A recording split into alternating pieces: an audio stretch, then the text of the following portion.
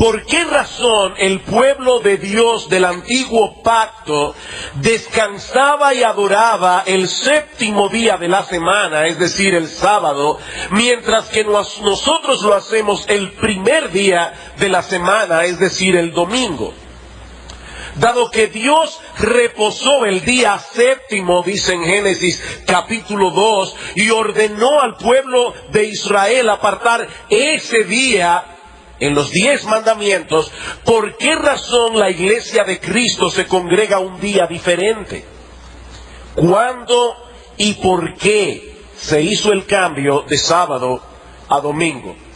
Para responder esta pregunta, veremos en primer lugar algunas circunstancias que sugerían ese cambio aún en el Antiguo Testamento, para luego ver en segundo lugar el establecimiento definitivo de ese cambio en el Nuevo Testamento.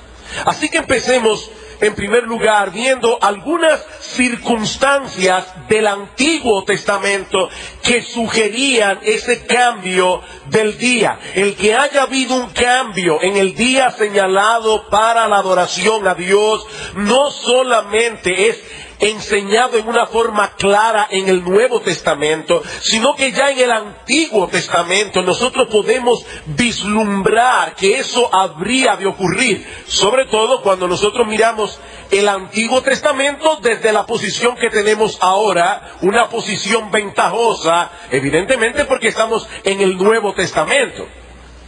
Dos circunstancias que sugerían ese cambio. En primer lugar, la universalidad de la dispensación evangélica sugiere un cambio en el día, de modo que pueda ser observado universalmente también. Consideren por un momento la enorme diferencia que existe entre el pueblo de Dios en el Antiguo Pacto y el pueblo de Dios en el Nuevo Pacto. El pueblo de Dios en el Antiguo Pacto se circunscribía mayormente, aunque no únicamente, al pueblo de Israel. Era un pueblo específico que habitaba un pedazo de tierra específico bajo circunstancias climatológicas muy específicas. Ellos podían guardar ese día de reposo de caída de sol del viernes a la caída del sol del sábado, porque era de esa manera que ellos contabilizaban los días, no como nosotros hoy, que vamos de 12 a 12, sino que ellos contabilizaban los días de caída de sol a caída de sol. De manera que los judíos, viviendo en este pedazo de tierra en particular, con esta situación climatológica específica, ellos podían adorar a Dios de caída de sol del viernes a caída del sol del sábado. Pero nuestro caso es completamente distinto. La iglesia del Nuevo Pacto es una multitud de pueblo, tribu, lengua y nación, tal como Dios había profetizado desde el principio que ocurriría. Yo les pido que vayan conmigo al Salmo 22. Este es un salmo muy conocido por el hecho de que comienza con aquellas palabras que nuestro Señor Jesucristo pronunció en la cruz del Calvario: Dios mío, ¿por qué me has desamparado? Es un salmo mesiánico, es un salmo que apunta hacia la persona y la obra de nuestro Señor Jesucristo. En la primera parte del salmo, nosotros encontramos una sorprendente descripción de lo que fue la crucifixión. Mientras que en la segunda parte del Salmo, a partir del versículo 22, nosotros encontramos allí a ese crucificado que se ha levantado victorioso. Y dice en el versículo 27 del Salmo 22, se acordarán y se volverán a Jehová todos los confines de la tierra, y todas las familias de las naciones adorarán delante de ti. Mis hermanos, cuando nosotros escuchamos esta frase, las familias de las naciones, ¿qué viene a nuestra mente? El pacto que Dios hizo con Abraham. Serán benditas en ti todas las familias de la tierra. Los judíos tenían un extraño nacionalismo, como si ellos fueran los únicos que habrían de disfrutar de la salvación de Dios. Pero mis hermanos, Dios había anunciado ya en el Antiguo Testamento que todas las familias de las naciones vendrían y adorarían delante del Señor, porque de Jehová es el reino y Él regirá las naciones. Y dice en el versículo 31, vendrán y anunciarán su justicia a pueblo no nacido aún, anunciarán que Él hizo esto. Y yo me emociono cada vez que leo ese pasaje, porque pienso que República Dominicana no existía cuando este salmo fue escrito. Y por lo menos yo pienso, yo estoy ahí. A pueblo no nacido aún, anunciarán que Él hizo esto. Y nosotros hemos cantado aquí, hoy estábamos cantando el Salmo 117. Es un salmo lleno de contenido en ese sentido. Aunque es breve, dice este salmo, alabad a Jehová, naciones todas, pueblos todos, alabadle. ¿Y por qué las naciones todas deben alabar al Señor? Porque ha engrandecido sobre nosotros su misericordia, y la fidelidad de Jehová es para siempre. Hay un momento. Dice aquí que todas las naciones deben alabar al Señor por la misericordia que ha tenido con el pueblo de Israel. Sí, eso es exactamente lo que dice el salmista. El salmista es un judío, y él está invitando a todas las naciones, alaben al Señor, porque Él ha engrandecido sobre nosotros su misericordia, y ahora vosotras, todas naciones, se pueden beneficiar de la misericordia de Dios. Así que el Antiguo Testamento anunciaba de antemano que algún día, la salvación del Señor habría de cubrir la tierra, la universalidad del Evangelio. Id por todo el mundo y predicad este evangelio a toda criatura. Pero mis hermanos, esta universalidad del evangelio exige una adoración que pueda ser llevada a cabo universalmente también, aún en aquellos lugares donde el sol se pone a eso de las 12 de la medianoche en algunas épocas del año, o en el caso de los polos, donde el sol se oculta por 6 meses y sale por 6 meses. Yo me pregunto cómo adorarán algunos que todavía quieren aferrarse a ese patrón del antiguo pacto de adorar de caída de sol del viernes a caída de sol del sábado. ¿Cómo adorarán en el polo? Bueno, lo más seguro lo hacen de 6 a 6. Pero la Biblia no dice que es de 6 a 6, es de caída de sol a caída de sol. Así era por lo menos como los judíos lo hacían.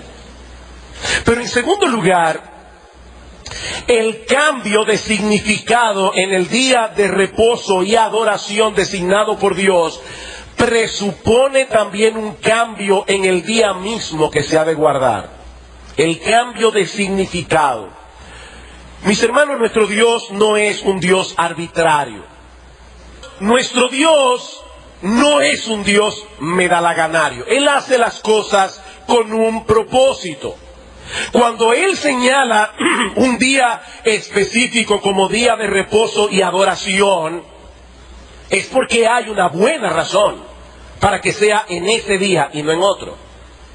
En el huerto del Edén, el día señalado fue la culminación de su obra creadora, como vimos en Génesis capítulo 2, versículos 1 al 3. Y en Éxodo capítulo 20, nosotros vemos que esa es la razón ratificada por Dios para que los judíos guardaran ese mismo día. Sin embargo, en el pueblo de Israel, el día señalado cobró un significado distinto, adicional al haber sido librados de la esclavitud de Egipto. Deuteronomio capítulo 5. Deuteronomio capítulo 5, vamos a leer los versículos 12 al 15.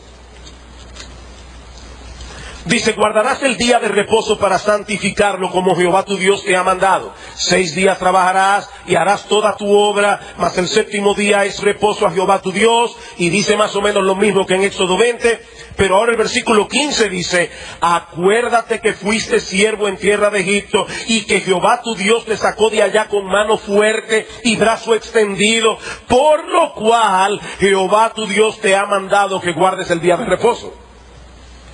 Noten cómo ahora no solamente los judíos debían recordar la creación, ellos también debían recordar la redención.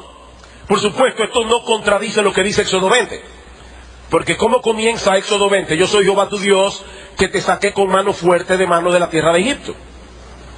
Así que hay una conexión entre la creación y la redención. Bueno, mis hermanos, como veremos en un momento, los creyentes del nuevo pacto conmemoran una nueva creación y una nueva redención, lo que también sugiere un cambio en el día.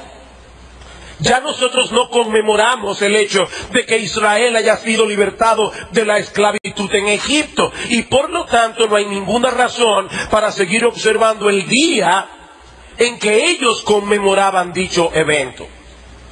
Ahora yo repito lo que dije hace un momento.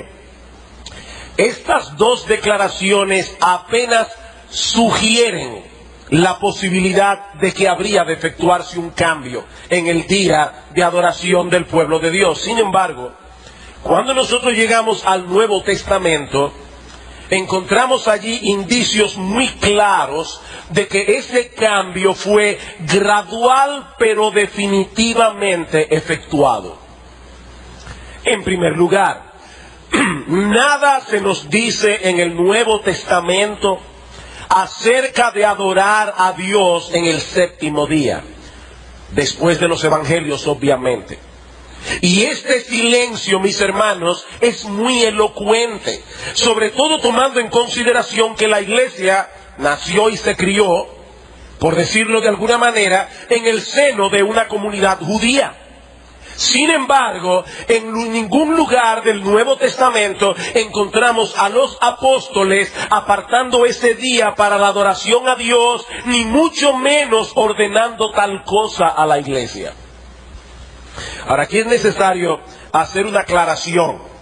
Si alguna vez ustedes se topan con un adventista del séptimo día, es muy probable que les señale algunos textos en el libro de los Hechos, donde nosotros encontramos a Pablo yendo a las sinagogas los días sábado.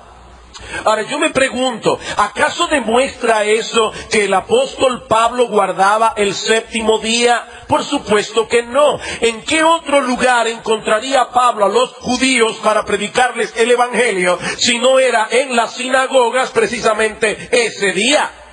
¿No fue el mismo Señor Jesucristo quien ordenó expresamente que el evangelio llegara primero a los judíos y después a los gentiles? Bueno, al ir a las sinagogas para aprovechar el hecho de que ellos se reunían en ese lugar en ese día, eso fue un paso inteligente de Pablo para obedecer el mandato expreso del Señor. Pero repito que nada se nos dice en el Nuevo Testamento, ni siquiera se sugiere de que debamos adorar a Dios en el séptimo día. En segundo lugar, el énfasis que encontramos en el Nuevo Testamento sobre el primer día de la semana, tanto en el ejemplo de Cristo como en el de los apóstoles, no deja lugar a dudas en cuanto al día señalado para la adoración de la iglesia. Mis hermanos, vamos a ir al Nuevo Testamento. Yo quiero que ustedes vean algunos versículos rápidamente. En primer lugar, nuestro Señor Jesucristo se levantó de la tumba el primer día de la semana, completando de ese modo la obra redentora que inaugura la entrada en vigor del nuevo pacto. Y los 4 evangelios se encargan de establecer esta verdad con toda precisión. Mateo capítulo 28, versículo 1. Pasado el día de reposo, al amanecer del primer día de la semana, vinieron María Magdalena y la otra María a ver el sepulcro y encontraron que el Señor había resucitado. Si la Biblia dice pasado el día de reposo, evidentemente era el primer día de la semana. Sin embargo, los apóstoles, los evangelistas, no quisieron dejar esa información implícitamente. El texto dice, pasado el día de reposo, al amanecer del primer día de la semana. Ellos quieren resaltar el hecho de que fue en el primer día de la semana. Marcos 16, versículo 1. Cuando pasó el día de reposo, María Magdalena, María la madre de Jacobo y Salomé compraron especias aromáticas para ir a ungirle. Y muy de mañana, el primer día de la semana, vinieron al sepulcro ya salido el sol. ¿Cuándo sucedió eso? El primer día de la semana. Ellos quieren llamar nuestra atención a ese día. No voy a buscar los textos, pero lo mismo pasa en Lucas 24:1 y en Juan 20:1. El Señor Jesucristo no se levantó de la tumba el sábado, tampoco lo hizo el lunes, resucitó el primer día de la semana, el domingo, sellando así su obra de redención y dando inicio a una nueva creación. Pero no solo eso.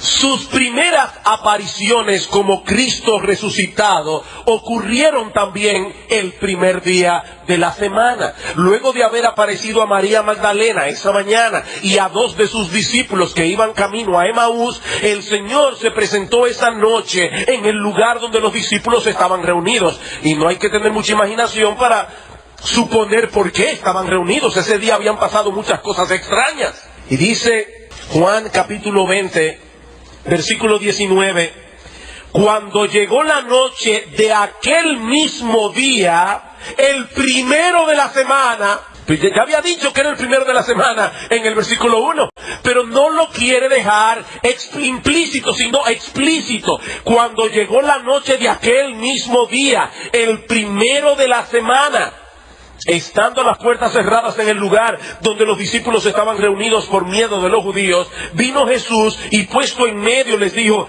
paz a vosotros. Y yo lamento que no pueda ahora entrar en todas las consideraciones de lo que esa frase significa. Y cuando les hubo dicho esto, les mostró las manos y el costado, y los discípulos se regocijaron viendo al Señor. Dice que puesto en medio. Y algunos se ponen a especular si el cuerpo de Cristo era incorpóreo, cómo Él pudo pasar a través de la puerta cerrada. Hermano, nosotros no sabemos cómo fue que Cristo hizo eso, y lo mejor es no especular. Lo que el texto dice claramente es que ellos estaban reunidos, Cristo se les puso en medio y les dijo, paz a vosotros. Ahora yo me pregunto, ¿tendrá alguna conexión esa acción de Cristo el primer día de la semana con lo que Él había prometido en Mateo capítulo 18, versículo 20? Donde estén 2 o 3 congregados en mi nombre, ahí estaré yo en medio de ellos, que a su vez está conectado con Éxodo capítulo 20, versículo 24. Dice en Éxodo 20, altar de tierra harás para mí, y sacrificarás sobre él tus holocaustos y tus ofrendas de paz, tus ovejas y tus vacas. Y ahora escuchen, en todo lugar donde yo hiciere que esté la memoria de mi nombre, vendré a ti y te bendeciré. Estando los discípulos reunidos, Cristo vino, se puso en pie en medio de ellos y dijo, paz a vosotros. Donde quiera que yo elija poner la memoria de mi nombre, vendré a ti y te bendeciré. Pero no solo eso. En aquella ocasión, un apóstol estaba ausente, el apóstol Tomás. Y él no quiso creer el testimonio que los demás le daban de la resurrección de Cristo. ¿Qué hizo el Señor? Que se les apareció nuevamente. ¿Cuándo? El próximo domingo, Juan capítulo 20, versículo 26.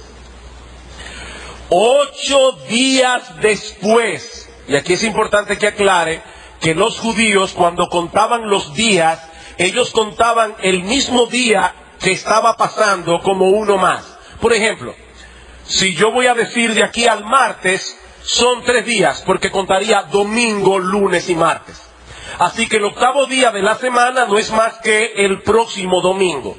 Y eso es algo que todos los comentaristas están de acuerdo. Así que cuando 8 días después estaban otra vez sus discípulos dentro y con ellos Tomás, Jesús llegó estando las puertas cerradas y se puso en medio y les dijo, paz a vosotros. Otra vez la misma acción. Así que el Señor Jesucristo resucitó el primer día de la semana, apareció a los discípulos por primera vez en ese mismo día y esperó 7 días para darle testimonio a Tomás. Él no se le apareció a Tomás ni el lunes, ni el martes, ni el miércoles, ni el jueves, ni el viernes, ni el sábado, sino el primer día de la semana. Pero hay algo más.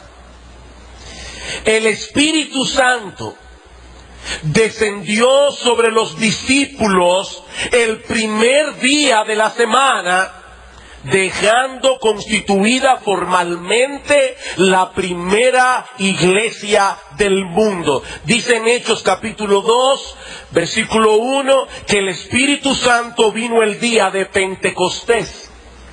Si ustedes luego buscan en sus Biblias Levítico capítulo 23, versículos 15 al 16, verán allí que Pentecostés siempre se celebraba en el primer día de la semana. Pentecostés siempre caía en domingo, porque se contaban 7 semanas cumplidas después del último día de reposo de las fiestas de las gavillas. Se celebraba la fiesta de las gavillas, se contaban 1 sábado, 2 sábados, 3 sábados, 4 sábados, 5 sábados, 6 sábados, 7 sábados, y al día siguiente, es decir, el domingo, el primer día de la semana, se celebraba Pentecostés.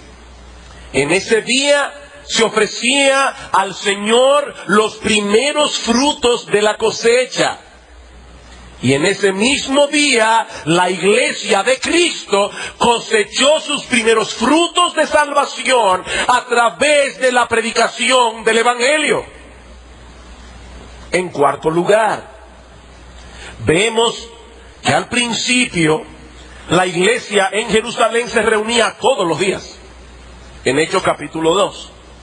Sin embargo, a medida que va pasando el tiempo, ellos van asumiendo otro patrón. Y en Hechos capítulo 20, nosotros encontramos un dato importante. Hechos capítulo 20, versículo 7. El primer día de la semana, reunidos los discípulos para partir el pan, y eso es una forma técnica de mencionar muy probablemente la celebración de la Cena del Señor, Pablo les enseñaba habiendo de salir al día siguiente y alargó el discurso hasta la medianoche. Ahora, si ustedes leen el versículo 6, se van a dar cuenta que Pablo había estado allí 6 días. 7 días, perdón, se quedó en Troas. Lo que quiere decir que Pablo hubiera podido reunir a los discípulos el sábado, porque él estaba el sábado ahí. De hecho, hubiera sido más cómodo, porque él iba a partir al día siguiente. Sin embargo, ellos se reunieron el primer día de la semana para partir el pan. Primera a los Corintios, capítulo 16, versículo 1 y 2.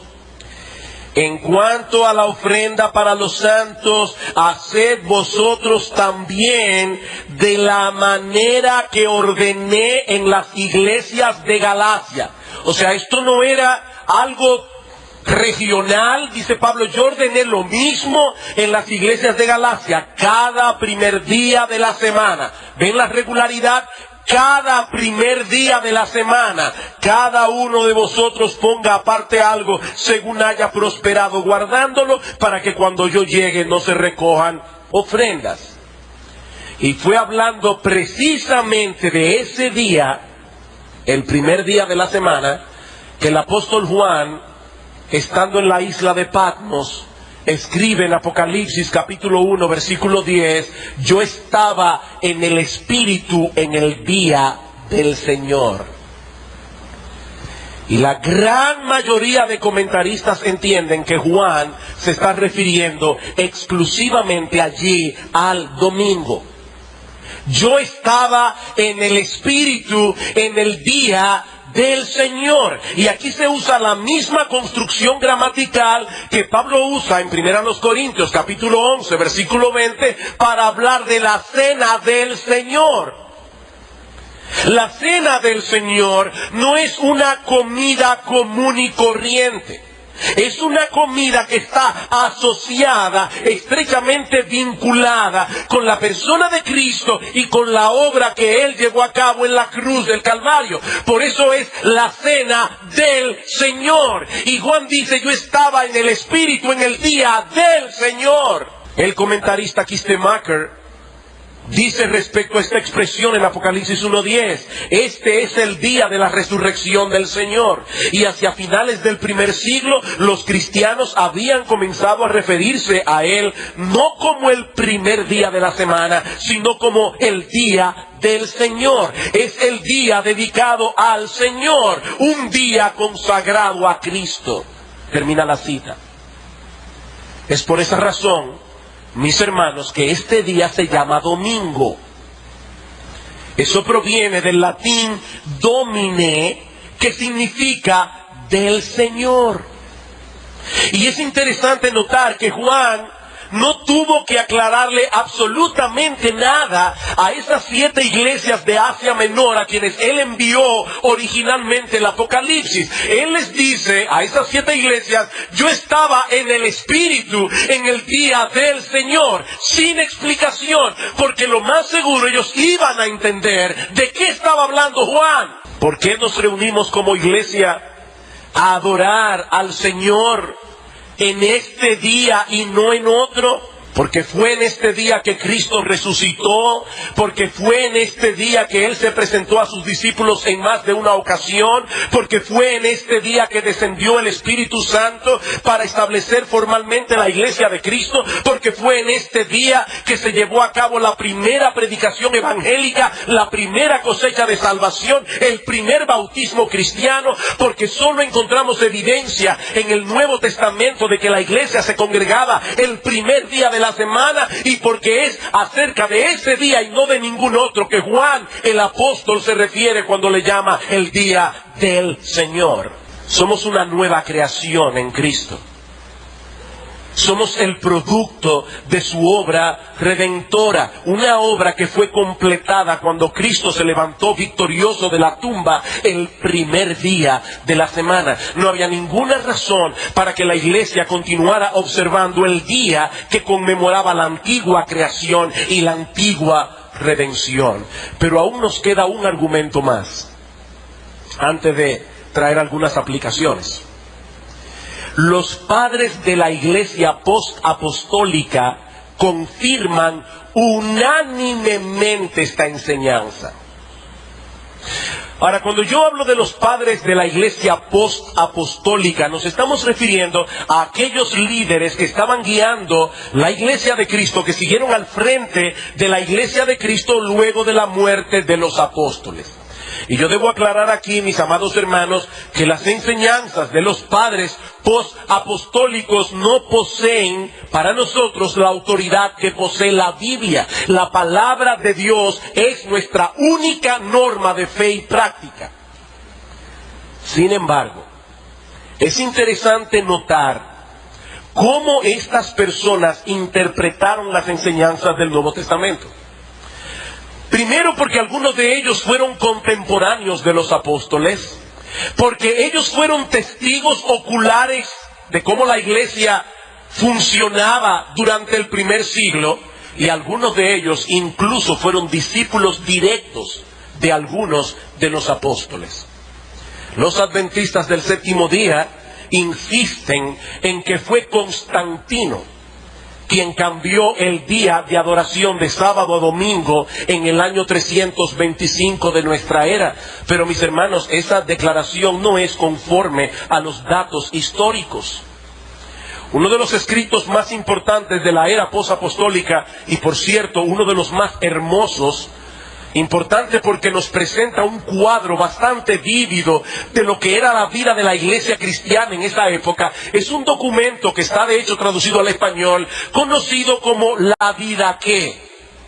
Algunos datan la Didaqué entre el 96 y el 98 después de Cristo. Para aquellos que tomaron alguna vez síntesis del Nuevo Testamento saben que esa es la misma fecha que se le da al Apocalipsis de Juan. Es decir, que muy probablemente el autor de la Didaqué o fue contemporáneo con el apóstol Juan, o quizás vivió unos pocos años después. Escuchen lo que dice la Didaqué. Y en el día del Señor, su día especial, congregaos y partid el pan y dad gracias, confesando primero vuestras transgresiones para que vuestro sacrificio sea puro. Aquí hay un juego de palabras en el original griego, porque dice, en el día del Señor, y por eso algunos lo traducen, en el día del Señor, su día especial. Ignacio de Antioquía, discípulo del apóstol Juan, nació el 31, murió en el 107. Dice, no debemos sabatizarnos más, sino que debemos guardar el día del Señor en el cual nuestra vida fue levantada. Y en otro lugar escribió, este es el día del Señor, el día consagrado a la resurrección, el más importante de todos los días. Justino mártir, nació en el 100, fue martirizado en el 165. En uno de sus diálogos con un judío, dice que los cristianos no celebran las festividades judías ni observan sus sábados.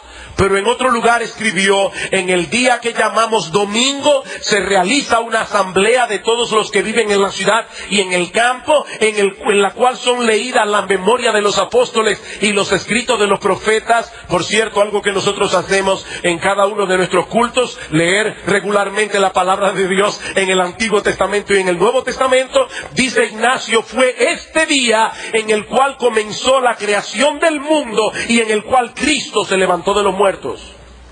La epístola de Bernabé, alrededor del 130, dice, no son vuestros sábados presentes los que son aceptables para mí, sino el sábado que yo he hecho.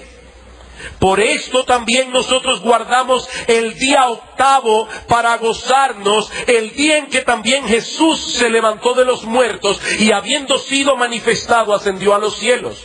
Ireneo, discípulo de Policarpo, quien a su vez fue discípulo del apóstol Juan, del año 130 al 195, en el día del Señor, cada uno de los cristianos guarda el día de reposo, meditando en la ley y regocijándonos en las obras de Dios. Tertuliano, 160 al 220 después de Cristo, dice, celebramos el domingo como un día de gozo. En el día del Señor pensamos que es incorrecto ayunar o aún postrarnos en oración, porque era una fiesta. Ellos les pedían a los cristianos que no ayunaran ese día, porque el ayuno va conectado con tristeza, y este es un día de gozo. Clemente de Alejandría, contemporáneo de Tertuliano, murió alrededor del 211. Dice, un verdadero cristiano, de acuerdo con lo ordenado en el Evangelio, observa el día del Señor, echando fuera todos los malos pensamientos y dedicándose a todo lo bueno, honrando la resurrección del Señor, la cual tomó lugar en ese día. Y yo no voy a seguir ampliando las citas. Yo creo que estas son suficientes para probar que no fue Constantino en el año 325 que hizo el cambio. De hecho, es interesante notar que estas citas que yo he traído provienen de lugares muy distantes entre sí, regiones muy apartadas. Antioquía de Siria, Palestina, Alejandría, Bitinia en Asia Menor. ¿Saben lo que eso indica? Que la práctica de congregarse el primer día de la semana era muy extendida a principios del segundo siglo. Es a la luz de esta evidencia que un historiador tan reconocido como Philip Schaff dice lo siguiente: la celebración del Día del Señor en memoria de la resurrección de Cristo data indudablemente de la era apostólica. Nada menos que el precedente apostólico puede explicar la observancia religiosa universal en las iglesias del segundo siglo. No hay, dice él, una sola voz de disensión. Una sola voz de disensión. Y en otro lugar escribió: la observancia universal y no contradicha del domingo en el segundo siglo solo puede ser explicada por el hecho de que ésta tiene su raíz en la práctica apostólica. ¿Y qué tiene todo esto que ver con nosotros? Darnos la tranquilidad de que nos estamos congregando en el día correcto. ¿O hay algo más aquí? Y yo creo que hay algo más. Y miren, si usted se olvida de toda la cita, de todo lo que yo he citado hoy, Tertuliano, Ignacio, la Didaqué, por favor no se olvide de esto que yo voy a decir ahora. No se olvide de esto. Mis hermanos, cuando nosotros nos reunimos como iglesia el primer día de la semana, nosotros estamos celebrando una fiesta. Porque es el día que conmemoramos la resurrección de nuestro Señor Jesucristo. Ahora yo me pregunto, ¿por qué el Señor quiere que su iglesia conmemore ese evento cada semana? ¿Por qué? ¿Por qué celebrar semanalmente la resurrección de nuestro Señor? Bueno, muy probablemente por todas las implicaciones de ese evento en la historia de la redención. Mis hermanos, ese fue el día de la tumba vacía, el día de la resurrección. Ese fue el día en que nuestro Señor Jesucristo fue vindicado por Dios el Padre y declarado Rey de Reyes y Señor de Señores. En el primer sermón en Pentecostés, ese es un texto glorioso, el apóstol Pedro está predicando el evangelio y le dice a los judíos en el versículo 32, ustedes mataron al autor de la vida, a este Jesús sin embargo resucitó Dios, de lo cual todos nosotros somos testigos, así que exaltado por la diestra de Dios en la resurrección y habiendo recibido del Padre la promesa del Espíritu Santo, Él ha derramado esto que vosotros veis y oís. Versículo 36, sepa pues ciertísimamente toda la casa de Israel que a este Jesús, a quien vosotros crucificasteis, Dios le ha hecho Señor y Cristo. Mis hermanos, este fue el día en que Dios el Padre hizo una declaración pública acerca del Hijo de su amor. Este fue el día en que Dios el Padre vindicó cada una de las cosas que Cristo dijo de sí mismo durante todo su ministerio terrenal. Yo soy el pan de vida, yo soy el camino, la verdad y la vida. Nadie viene al Padre sino por mí. Y por medio de la resurrección, Dios el Padre estaba diciendo, ese día, así es, escuchen a mi Hijo, porque Él y nadie más es Rey de Reyes y Señor de señores. Por eso Pablo dice en Romanos capítulo 1 versículo 4 que Cristo según la carne era hijo de David, pero que fue declarado hijo de Dios por la resurrección de los muertos. Pero no solo eso, mis hermanos. Este no solamente fue el día en el que Dios el Padre vindicó públicamente a Dios el Hijo. Mis hermanos, la resurrección de nuestro Señor Jesucristo confirma que Dios el Padre aceptó su sacrificio. Y eso significa, mis amados hermanos, que todos nuestros pecados, los pasados, los presentes y los por venir ya fueron pagados por nuestro Señor Jesucristo en la cruz del Calvario. Dios el Padre aceptó eso. Dice en Romanos capítulo 4, versículo 25, que Cristo fue entregado por nuestras transgresiones y resucitado para nuestra justificación.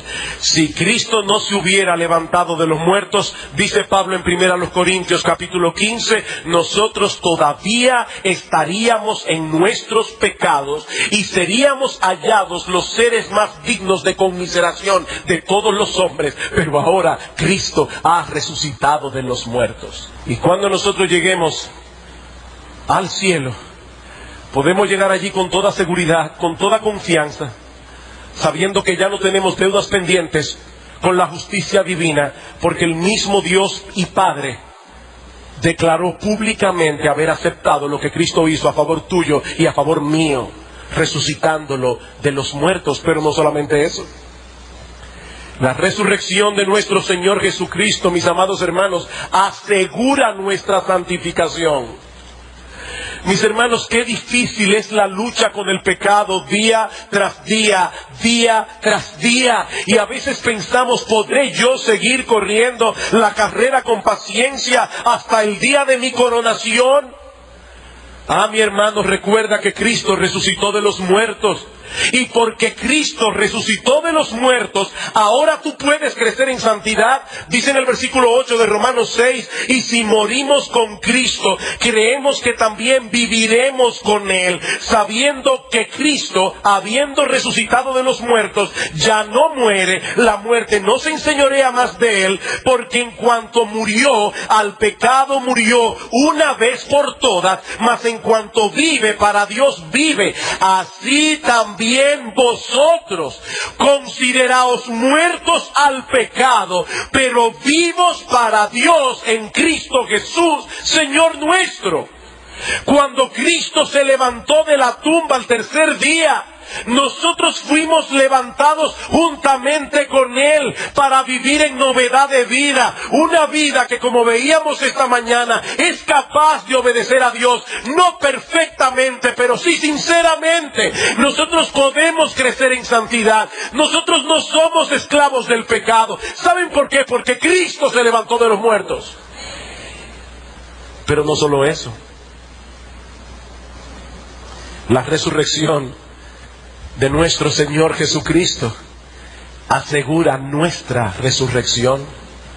Primera a los Corintios capítulo 15, versículo 20. Dice Pablo: mas ahora Cristo ha resucitado de los muertos, primicias de los que durmieron es hecho. Él es el primer fruto, nosotros le seguimos detrás. Porque por cuanto la muerte entró por un hombre, también por un hombre la resurrección de los muertos. Porque así como en Adán todos mueren, también en Cristo todos serán vivificados. Ahora bien, mis hermanos, yo me pregunto, ¿serían diferentes nuestros cultos de adoración que celebramos cada primer día de la semana si cada uno de los miembros de esta iglesia se preparara adecuadamente para adorar a nuestro Señor, considerando lo que estamos conmemorando en este día? ¿Sería diferente si nosotros tomamos tiempo antes de venir a la iglesia y decimos: oh Señor, este es el día en que Cristo fue vindicado? Oh mi Señor, este es el día en que por tu resurrección todos mis pecados fueron borrados. Mi Señor, este es el día en que porque tú te levantaste de los muertos, yo no tengo que estar esclavizado al pecado. Señor, este es el día en que porque tú te levantaste de los muertos, yo puedo estar completamente seguro que el día que me toque a mí partir, este cuerpo que se va a podrir en una tumba será llamado por tu voz y también resucitará en gloria. Yo me pregunto, si nosotros meditáramos en todo lo que este culto conmemora, ¿sería diferente nuestra fiesta de adoración? No vengamos por inercia cada primer día de la semana. No vengamos a la iglesia por costumbre. Lo que se está celebrando hoy aquí es algo inmensamente glorioso. El Señor resucitó. El Señor resucitó y al levantarse de los muertos fue exaltado por el Padre, confirmó el perdón de todos nuestros pecados, aseguró nuestra santificación y aseguró nuestra propia resurrección y glorificación.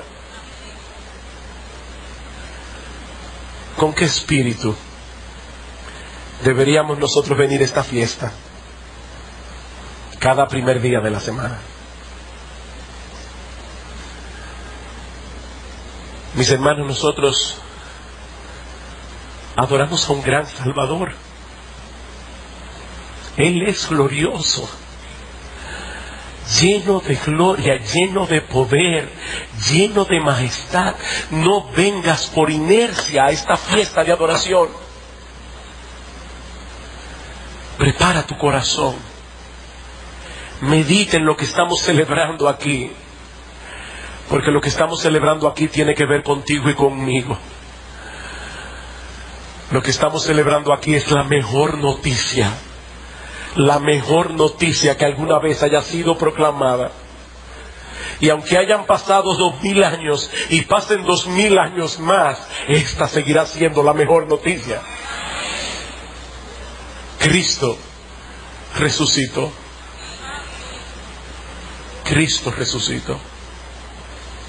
Vamos a orar, hermanos, y vamos a pedir al Señor que aplique estas palabras en lo más profundo de nuestro corazón.